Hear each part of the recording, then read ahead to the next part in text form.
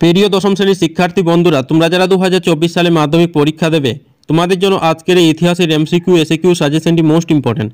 দেখো, তোমাদের সামনে আমরা আজকে যে প্রশ্নগুলো রেখেছি, কেবলমাত্র তোমরা যদি এই প্রশ্নগুলো অভ্যাস করো, তোমরা দেখবে এখান থেকে 30টি নম্বর হুবহু কমন পেয়ে যাবে। কারণ এখানে আমরা যেভাবে প্রশ্নগুলো সেট করেছি, তোমরা যদি এইভাবে খুব সুন্দরভাবে পড়ো, তোমরা দেখবে এখান থেকে 30টি নম্বর হুবহু কমন পেয়ে যাবে। এর বাইরে থেকে তোমাদের একটি প্রশ্ন অভ্যাস করতে হবে না, এতটা কিন্তু গ্যারেন্টি দিয়ে বলতে পারি। এই প্রশ্নগুলোর মধ্যে থেকেই 30টি নম্বর হুবহু কমন পেয়ে যাবে তোমরা ইতিহাসের এমসিকিউ এবং এসএকিউ থেকে। যে প্রশ্নগুলো মোস্ট ইম্পর্টেন্ট, সেই প্রশ্নগুলোই কিন্তু এখানে রাখা হয়েছে। তোমরা এই প্রশ্নগুলো খুব সুন্দরভাবে অভ্যাস করো এবং তোমরা টেনশন ফ্রি রাখো যে তোমরা এখান থেকে 30টি নম্বর হুবহু পেয়ে যাবে, এতটা কিন্তু গ্যারেন্টি দিয়ে বলতে পারি। তো দেখো, প্রথম প্রশ্নটি, ইন্দিরা গান্ধীকে লেখা জওহরলাল নেহরুর চিঠিগুলি হিন্দি অনুবাদ করেন কে? Most important. তো দেখো, সঠিক উত্তরই হবে মুন্সি প্রেমচাঁদ। বাঙালি ছানার তৈরি মিষ্টির ব্যবহার শিখেছিল কাদের কাছ থেকে? পর্তুগিজদের কাছ থেকে। 3 দাগের প্রশ্নটি, 22 ইয়ার টু ফ্রিডম বইটি লিখেছেন কে? বড়িয়া মজুমদার। গ্রাম বার্তা প্রকাশিত হতো কুষ্টিয়া থেকে। হিন্দু প্যাট্রিয়ট পত্রিকার সম্পাদক কে ছিলেন? হরিশ্চন্দ্র মুখোপাধ্যায়। Most important. নববিধান ব্রাহ্মণ সমাজ প্রতিষ্ঠা করেন কে? কেশবচন্দ্র সেন। কোল বিদ্রোহ 1831 থেকে 32 খ্রিস্টাব্দে কোথায় অনুষ্ঠিত হয়? এটি মোস্ট ইম্পর্টেন্ট। তো দেখো, সঠিক উত্তরটি হবে ছটনাগপুরে। দুর্জন সিংহ নেতৃত্ব দিয়েছিলেন চুয়ার বিদ্রোহে। মুন্ডা বিদ্রোহের নেতা কে ছিলেন? বিরসা মুন্ডা। নীলদর্পণ নাটকের ইংরেজি অনুবাদের প্রকাশক ছিলেন কে? তো দেখো, সঠিক উত্তরটি হবে রেভা জেমস লং। এবং দেখো, এই প্রশ্নটি কিন্তু এরকম ভাবেও আসতে পারে, নীলদর্পণ নাটকের বাংলা অনুবাদ করেন কে? তাহলে দেখো, সঠিক উত্তরটি হবে দীনবন্ধু মিত্র। তারপরে এরকম ভাবে প্রশ্নটি হতে পারে, নীলদর্পণ নাটকের ইংরেজি অনুবাদ করেছিলেন কে? তাহলে হবে মাইকেল মধুসূদন দত্ত। এবং যদি প্রশ্ন হয় যে প্রকাশক কে ছিলেন, তাহলে হবে রেভা জেমস লং। তারপরে দেখে নাও 12 দাগের প্রশ্নটি, খুদকাঠি প্রথা প্রচলিত ছিল মুন্ডা সমাজে। 1857 মহাবিদ্রোহের প্রথম শহীদ কে ছিলেন? মঙ্গল পাণ্ডে। 1857 সালে মহাবিদ্রোহে ভারতের প্রথম স্বাধীনতা যুদ্ধ বলেছিলেন বিনায়ক দামোদর সাভারকার। ভারতের প্রথম রাজনৈতিক প্রতিষ্ঠানের নাম কি? বঙ্গভাষা প্রকাশিকা সভা। এই প্রশ্নটি কিন্তু মোস্ট ইম্পর্টেন্ট, প্রত্যেকের কিন্তু এই প্রশ্নটি জানা দরকার। তারপরে দেখে নাও 16 দাগের প্রশ্নটি, বর্তমান ভারত রচনা করেন কে? স্বামী বিবেকানন্দ। বর্ণ পরিচয় প্রকাশিত হয়েছিল কত খ্রিস্টাব্দে? 1855 খ্রিস্টাব্দে। ভারতে হাফটন পেন্টিং পদ্ধতি প্রবর্তন করেন কে? Upendra Kishore Ray Chowdhury. Indian Association for the Cultivation of Science এর যে বিজ্ঞানী নোবেল পুরস্কার পেয়েছেন? তো দেখো, সঠিক উত্তরটি হবে CV Raman. Bengal technical institute প্রতিষ্ঠিত হয় কত খ্রিস্টাব্দে? 1906 খ্রিস্টাব্দে। সরকারি নথিপত্র কোথায় সংরক্ষণ করা হয়? মুহাফেজখানায়। কলকাতা বিশ্ববিদ্যালয়ের প্রথম উপাচার্য কে ছিলেন? Lord Canning. Most important. Bharat মাতা চিত্রটিকে অঙ্কন করেছিলেন অবনীন্দ্রনাথ ঠাকুর। তোমরা প্রত্যেকেই জানো এই প্রশ্নটি কিন্তু মোস্ট ইম্পর্টেন্ট। প্রথম সচিত্র বাংলা বই কোনটি? অন্নদামঙ্গল। নতুন সামাজিক ইতিহাস কাদের কথা বলা হয়েছে? সাধারণ মানুষের। ভারতীয় ফুটবলের জনক বলে অভিহিত করা হয় কাকে? নগেন্দ্র প্রসাদ সর্বাধিকারীকে। জীবনের ঝরাপাতা কোন পত্রিকায় প্রকাশিত হয়েছিল? দেশ পত্রিকায়। বঙ্গদর্শন প্রথম প্রকাশিত হয় 1872 খ্রিস্টাব্দে। তারপরে দেখে নাও মোস্ট ইম্পর্টেন্ট প্রশ্ন, ইউরোপে ক্রীড়া ইতিহাস চর্চা শুরু হয় 1970-এর দশকে। বিশ্বে পরিবেশ দিবস, মোস্ট ইম্পর্টেন্ট কিন্তু এই প্রশ্নটি, বিশ্বে পরিবেশ দিবস 5ই জুন 1974 খ্রিস্টাব্দে পালিত হয়। তারপরে দেখে নাও 31 দাগের প্রশ্নটি, নতুন সামাজিক ইতিহাস চর্চা শুরু হয় 1960 থেকে 70-এর দশকে। বাংলার প্রথম প্রকাশিত সংবাদপত্র হলো বেঙ্গল গেজেট। Most important. ভারতে চিপকো আন্দোলন ছিল পরিবেশ আন্দোলন। নবান্ন নাটকটি রচনা করেন বিজন ভট্টাচার্য। প্রথম নির্বাক চলচ্চিত্রের নাম কি? রাজা হরিশ্চন্দ্র। Most important. বন্দে মাতরম সঙ্গীতটি প্রথম প্রকাশিত হয় বঙ্গদর্শন পত্রিকায়। কলকাতা বিজ্ঞান কলেজ অন্তর্গত হবে বিজ্ঞান প্রযুক্তি ইতিহাসের। মোস্ট ইম্পর্টেন্ট কিন্তু প্রত্যেকটি প্রশ্নে তোমাদের এই প্রশ্নগুলো কিন্তু পড়া দরকার। তারপরে দেখো, রাষ্ট্রপতি ভবনের মূল স্থপতি ছিলেন এডউইন লুটিয়েন। এটি মোস্ট ইম্পর্টেন্ট। কল্যাণী রাজতরঙ্গিনী ইতিহাসের অন্তর্গত হবে স্থানীয় ইতিহাসের। কথাকলি নৃত্য কোন অঞ্চলের নৃত্য? তো দেখো, এটি মোস্ট ইম্পর্টেন্ট কেরলের। তারপরে দেখো 41 নম্বর প্রশ্নটি, the story of my experience with root গ্রন্থের লেখক কে? মহাত্মা গান্ধী। ভারতে ফুটবল খেলার প্রবর্তন করেন কারা? ইংরেজরা। ভারতের নিম্নবর্গীয় ইতিহাস চর্চার জনক হলেন রঞ্জিত গুহ। এই প্রশ্নটি কিন্তু মোস্ট ইম্পর্টেন্ট। জীবনী ঝরাপাতা গ্রন্থটি হলো একটি আত্মজীবনী। সম্প্রকাশ ছিল একটি সাপ্তাহিক পত্রিকা। Most important. তারপরে দেখো 46 দাগের প্রশ্নটি মোস্ট ইম্পর্টেন্ট। দাদা সাহেব ফালকে যুক্ত ছিলেন চলচ্চিত্রের সঙ্গে। জীবনী ঝরাপাতা প্রথম প্রকাশিত হয় সরলা দেবী চৌধুরানীর লেখা ভারতী পত্রিকায় 1975 খ্রিস্টাব্দে প্রকাশিত হয়। মোস্ট ইম্পর্টেন্ট কিন্তু এটি।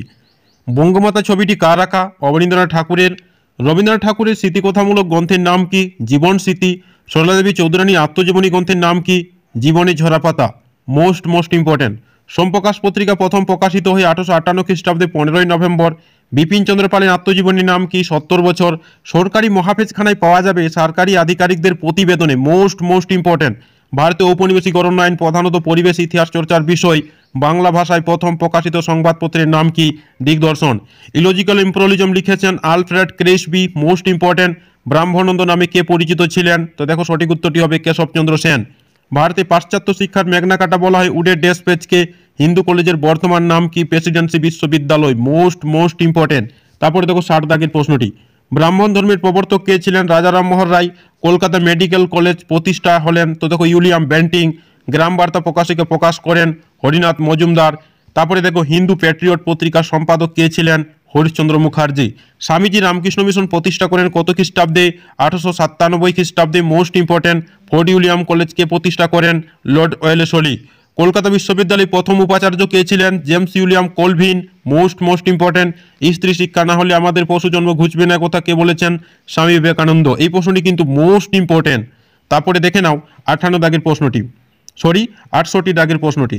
ভারতীয়দের শিক্ষার জন্য কোম্পানিকে প্রতি বছর অন্তত 1 লক্ষ টাকা ব্যয় করার কথা বলা হয়েছে কোন সদন আইনে? তো দেখো সঠিক উত্তরটি হবে 1813 খ্রিস্টাব্দের সদন আইনে। আধুনিক ভারতের জনক কাকে বলা হয়? রাজা রামমোহন রায়কে। ভারতবর্ষীয় ব্রাহ্মণ সমাজকে প্রতিষ্ঠা করেন কেশবচন্দ্র সেন। নীলদর্পণ নাটকের ইংরেজি অনুবাদ করেন কে? মাইকেল মধুসূদন দত্ত। আত্মীয় সভা প্রতিষ্ঠা করেন কে? রাজা রামমোহন রায়। সর্বধর্ম সমন্বয়ের আদর্শ প্রচার করেন কে? শ্রীরামকৃষ্ণ দেব। হুতুম পেচার নকশা কাজ ছদ্মনাম? তো দেখো সঠিক উত্তরটি হবে কালীপ্রসন্ন সিংহের। তারপরে দেখে না মোস্ট ইম্পর্টেন্ট প্রশ্ন। জেনারেল অ্যাসেম্বলিজ ইনস্টিটিউশনের বর্তমান নাম কি? Alexander Duff. চুয়ে পড়া তত্ত্ব প্রচার করেন কে? মেকলে। নৌমিদান কে প্রতিষ্ঠা করেন? কেশবচন্দ্র সেন। Most important. কোন গভর্নর জেনারেলের আমলে সতীদাহ নিবারণ আইন প্রবর্তিত হয়? Lord William Bentinck. Kolkata medical college কোন বছর প্রতিষ্ঠিত হয়? তো দেখো সঠিক উত্তরটি হবে 1835 খ্রিস্টাব্দে। নীল বিদ্রোহের কাহিনী কোন পত্রিকায় প্রকাশিত হয়েছিল? তো দেখো সঠিক উত্তরটি হবে হরিশ্চন্দ্র মুখোপাধ্যায়ের হিন্দু প্যাট্রিয়ট পত্রিকায়। কলকাতা মেডিকেল কলেজ কোন বছর প্রতিষ্ঠিত হয়? 1835 খ্রিস্টাব্দে। হুতুম পেঁচা নকশা গ্রন্থটি কে রচনা করেন? কালীপ্রসন্ন সিংহ। Most important. তারপরে দেখে নাও কলকাতা বিশ্ববিদ্যালয়ের প্রথম উপাচার্য কে ছিলেন? এই প্রশ্নটি তোমরা নিশ্চয়ই কমেন্ট করে জানাবে। স্কুল বুক সোসাইটিকে প্রতিষ্ঠা করেন ডেভিড হেয়ার। বাংলায় নানা সাহেব নামে কাকে বলা হতো? তো দেখো রামরতন মল্লিককে। দামিনীন কহু কথার অর্থ কি? Most important. পাহাড়ের প্রান্তদেশ। সন্ন্যাসী ও খোপকির বিদ্রোহের একজন নেতা কে ছিলেন? ভবানী পাঠক। তারপরে দেখে নাও বারাসত বিদ্রোহের নেতা কে ছিলেন? তো দেখো সঠিক উত্তরটি হবে তিতুমির। মেদিনীপুরের লক্ষ্মীবাই নামে পরিচিত ছিলেন রানী শিরোমণি। পাবনায় কৃষক বিদ্রোহ হয়েছিল 1870 খ্রিস্টাব্দে। সন্ন্যাসী ও ফকির বিদ্রোহের উল্লেখ আছে কোন উপন্যাসে? আনন্দমঠ উপন্যাসে। দার উল হারব কথার অর্থ কি? শত্রুর দেশ। নীল বিদ্রোহ শুরু হয় 1859 খ্রিস্টাব্দে।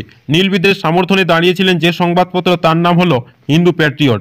তারপরে দেখে নাও দাদন কথার অর্থ কি? অগ্রিম অর্থ নেওয়া। কোল বিদ্রোহ 1831-32 খ্রিস্টাব্দে হয়েছিল ছোটনাগপুরে। Most important. তারপরে দেখে নাও হুল কথার অর্থ কি? তো দেখো হুল কথার অর্থ হলো বিদ্রোহ। আনন্দমঠ প্রকাশিত হয় 1882 খ্রিস্টাব্দে। তারপরে দেখে নাও জমিদার সভা কার উদ্যোগে প্রতিষ্ঠিত হয়? দ্বারকানাথ ঠাকুরের। তারপরে দেখে নাও 1857 গ্রন্থের লেখককে? Surendranath Sen. Most important. Maharani Victoria Bharat সাম্রাজ্য উপাধি পান 1877 খ্রিস্টাব্দে। দ্য গভর্নমেন্ট অফ অ্যাক্ট আইন পাস হয় 1858 খ্রিস্টাব্দে। মহারানী ঘোষণাপত্র 1858 অনুযায়ী রাজপ্রতিনিধি হিসাবে নিযুক্ত হন লর্ড ক্যানিং। ভারত সভার কার্যক্রমে যুক্ত ছিলেন সুরেন্দ্রনাথ বন্দ্যোপাধ্যায়। Most important. তারপরে দেখে নাও রাজনারায়ণ বসু যুক্ত ছিলেন হিন্দু মেলার সঙ্গে। 19 শতকে সভা সমিতির যুগ বলেছেন অলিনশীল। সিপাহী বিদ্রোহ প্রথম ঘটেছিল বহরমপুরে। Most important. বর্তমান ভারত গ্রন্থটি কোন পত্রিকায় প্রকাশিত হয়? উদ্বোধন পত্রিকায়। দেখো আর আমরা এই প্রশ্নগুলো পড়ছি না, নিচে তোমাদের ডিসক্রিপশনে লিঙ্ক দেওয়া থাকবে, সেখান থেকে চাইলে তোমরা এটি ডাউনলোড করে নিতে পারবে। এবং এই প্রশ্নগুলো তোমরা যদি অভ্যাস করো তোমরা দেখবে এখান থেকে হুবহু কমেন্ট পেয়ে যাবে। তো তোমরা দেখে নাও, এই প্রশ্নগুলো কিন্তু মোস্ট ইম্পর্টেন্ট। প্রত্যেকটি প্রশ্নই কিন্তু ভীষণভাবে গুরুত্বপূর্ণ। তোমাদের এই প্রশ্নগুলো পড়লেই তোমরা দেখবে এখান থেকে কিন্তু 30টি নম্বর হুবহু কমেন্ট পেয়ে যাবে। যাবে। এবং ভিডিওটি যদি তোমাদের ভালো লেগে থাকে তাহলে চ্যানেলটাকে নিশ্চয়ই সাবস্ক্রাইব করে দেবে এবং লাইক করতে নিশ্চয়ই ভুলবে না। বন্ধুবান্ধবদের পাশে তোমরা এটি কিন্তু শেয়ারও করে দেবে যাতে তারাও এই সুযোগটা পেতে পারে। তো তোমরা দেখে নাও এই প্রশ্নগুলো এবং এই প্রশ্নগুলো অভ্যাস করো, তোমরা দেখবে এখান থেকেই কিন্তু 30টি নম্বর হুবহু কমন পেয়ে যাবে। এবং যদি ভিডিওটি ভালো লাগে তাহলে কিন্তু তোমাদের একটি লাইক করে দিতে বলবো। তো তোমরা এই প্রশ্নগুলো খুব সুন্দরভাবে অভ্যাস করো এবং এই প্রশ্নগুলো পড়ো, তোমরা দেখবে এখান থেকেই কিন্তু কমন পেয়ে যাবে। তো তোমরা দেখে নাও প্রশ্নগুলো এবং এই প্রশ্নগুলোই তোমরা অভ্যাস করবে, তোমরা দেখবে এখান থেকেই কিন্তু সমস্ত প্রশ্নই হুবহু কমন পেয়ে যাবে। এবং তোমাদের যদি ভিডিওটি ভালো লেগে থাকে তাহলে চ্যানেলটাকে নিশ্চয়ই সাবস্ক্রাইব করে দেবে এবং লাইক করতে নিশ্চয়ই ভুলবে না। ধন্যবাদ।